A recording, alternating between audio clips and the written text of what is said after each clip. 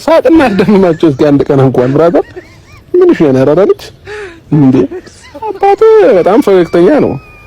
አንተ ቆይ ታዲያ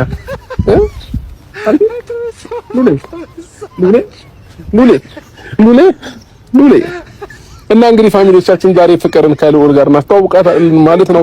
ልዑልም ሊተዋወቃት ጓጉቷል። ፍቅር ማናት? ያው ብዙ ጊዜ በሚዲያ ሲከታተላት ቆይቶ ማን እንደሆነች በደንብ በአካል አላገኛትም ነበር። ዩቲዩብ ላይ ነው የሚያውቃት ልዑል። ስለዚህ ዛሬ እንግዲህ በአካል የምናስተዋውቃቸው ይሆናል ማለት ነው። ምን አሳይተው ፈገግ ይበል እስኪ፣ ፈገግ በል እንጂ ያራዳ ልጅ አባትህ እንደሆነ ፈገግተኛ ነው አላለም? ጉረኛ ነህ በጣም ነው እንደ ፈገግ በል ያልከው። ምን አይቶ ካንተ ምን ይማራል? አሁን ይሄ ልጅ በአመት አንዴ እየሄድክ ለካሜራ ለዛውም ስትሄድ ደግሞ ካሜራ ይዘህ ደቅነህበት ልጁ ምን ያድርግ? አንተ በምትቀያይርባቸው ሴቶች ፊት ካሜራህን ትደቅናለህ፣ ልጁን አንጠልጥለህ ቦርሳ ይመስል ለካሜራ እያንጠለጠልክ ትዞራለህ። ያራዳ ልጅ አላለም አንተም ብሎ አራዳ ደግሞ የሆነ ቪዲዮ ቲክታክ ላይ ሪፖስት አድርጓል። ወንድ ልጅ ክብር ይወዳል።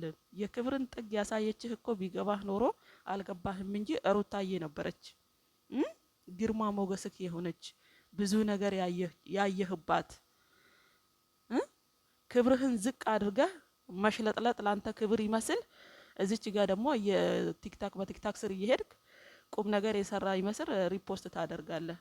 አስመሳይ ላንተ ክብር ይመጥንሃል እንዴ? ስለ ክብር ብታቅ ኖሮማ ከሩታዬ ብዙ ነገር ነበር የምትማረው።